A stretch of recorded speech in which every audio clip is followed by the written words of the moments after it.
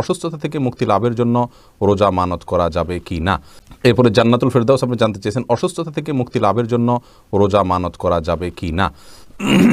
দেখুন, অসুস্থতা থেকে মুক্তি লাভের জন্য অবশ্যই আপনি রোজা মানত করতে পারেন, যে কোনো কাজের জন্যই মানত করা যেতে পারে। তবে হ্যাঁ, মানত এটা খুব বেশি প্রশংসনীয় কাজ নয়, বরং একজন মুসলিম হিসাবে আমাদের যে জিনিসটি করা উচিত তা হলো, আমি অসুস্থ আছি, আল্লাহ রাব্বুল আলামিনের রহমত প্রাপ্তির আশায় একটু আমল করলাম, একটু নফল রোজা এমনিতে রাখলাম, তাহলে সেটা হবে আমাদের জন্য ভালো এবং উত্তম কাজ।